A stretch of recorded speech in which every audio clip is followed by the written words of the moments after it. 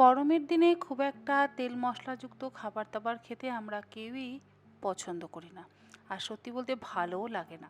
বেশিরভাগ সময়তেই হালকা পাতলা ঝোল খেতেই বেশি ভালো লাগে। আজকে আমি আপনাদের সাথে একটি পুরনো রেসিপি শেয়ার করব। আমার মা আমাদেরকে ছোটবেলায় এই রকম হালকা পাতলা খাবার দাবার বানিয়ে খাওয়াতো। নিয়েছি এখানে 500 গ্রাম পরিমাণে চিংড়ি। একটু বড় সাইজের চিংড়ি নিয়েছি।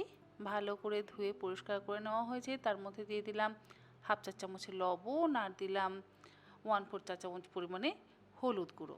ভালো করে লবণ আর হলুদ গুঁড়োটা মাখিয়ে নিয়ে আলাদা সরিয়ে রেখে এখানে আমি দুটো বড় সাইজের ঝিঙে ছুলে নিচ্ছি। এখন তো বাজারে প্রচুর ঝিঙে পাওয়া যাচ্ছে আর ঝিঙে খাওয়া শরীরের পক্ষে ভীষণ ভালো। আমার এই ঝিঙে দিয়ে চিংড়ির ঝোলটা খেতে ভীষণ ভালো লাগে।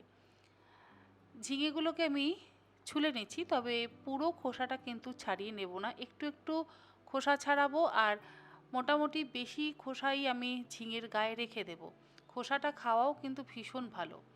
এবারে বেশ লম্বা লম্বা করে আমি টুকরো করে কেটে নিচ্ছি। তারপরে মাঝখান থেকে আর এক টুকরো করে ফালি দিয়ে দেব। মোটামুটি একটা লম্বা ঝিঙের 5 টুকরো হয়েছে। আর সেই 5 টুকরো ঝিঙের থেকে আরও অর্ধেক টুকরো করে কেটে নেব, মানে 10 টুকরো করে ঝিঙে হয়েছে।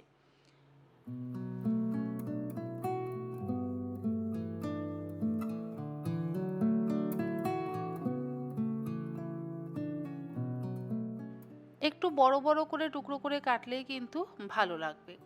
বিশেষ করে এটা ঝোলের ঝিঙে, তাই ছোট করে কাটা যাবে না, বড় করে কাটলেই ভালো হবে। আর এর সাথে আমি ব্যবহার করব একটা বড় সাইজের আলু।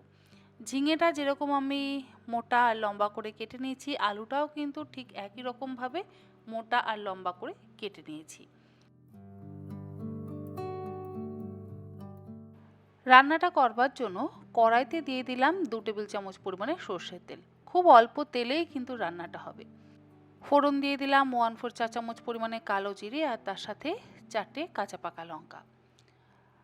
কালো জিরে আর কাঁচা লঙ্কাটাকে 15 থেকে 20 সেকেন্ড হালকা করে ভেজে নিচ্ছি, গ্যাসের ফ্লেমটাকে লোতে রেখে। ফোড়নের থেকে যখন সুন্দর গন্ধ বেরোতে শুরু করবে তখন আমি এর মধ্যে লম্বা আর বড় টুকরো করে কেটে রাখা আলুগুলো দিয়ে দিলাম।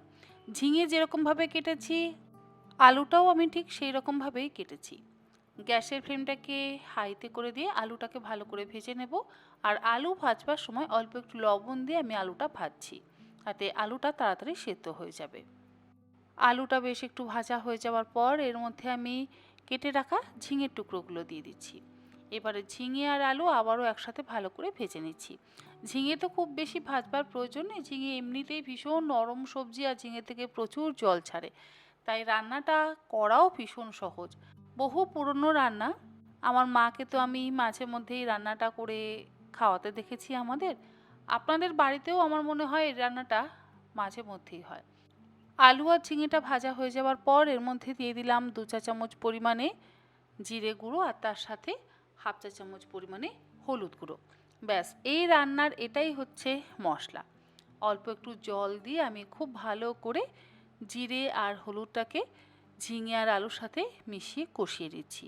কোনো রকম লঙ্কা গুঁড়ো দেবো না, কোনো রকম ধনে গুঁড়ো বা আদা বাটা কিচ্ছু দেবো না।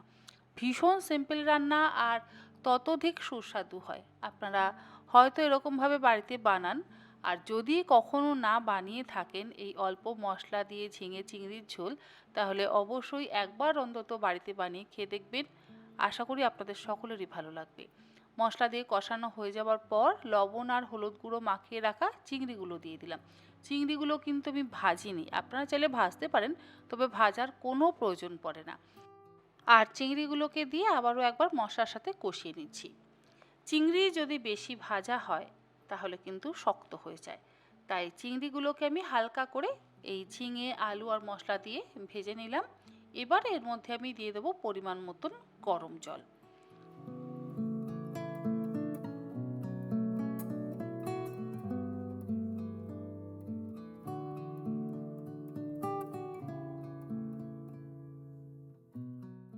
জলটা দেওয়ার পর দিয়ে দিলাম স্বাদ অনুসারে লবণ, আর লবণটা দিয়ে ঢাকা দিয়ে গ্যাসের ফ্লেমটাকে লোতে করে দিয়ে 5 মিনিট আমি সেদ্ধ হতে দেব।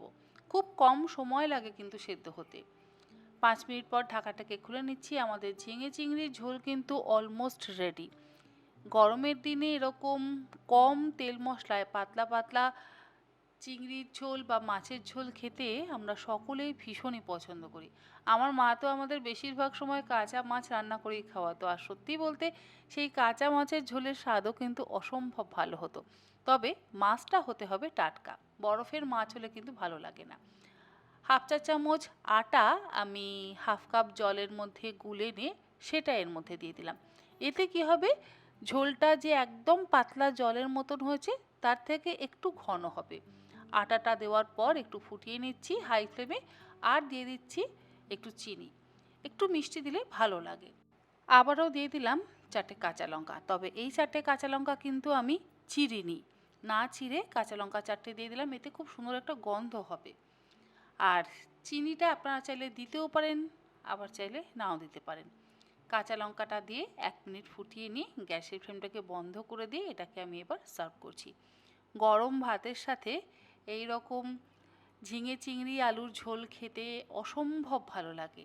একবার এরকমভাবে বাড়িতে বানিয়ে খেয়ে দেখবেন, আশা করি আপনাদের সকলেরই ভালো লাগবে।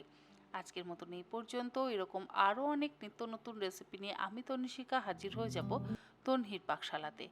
আপনারা সকলে ভালো থাকবেন, সুস্থ থাকবেন। ধন্যবাদ।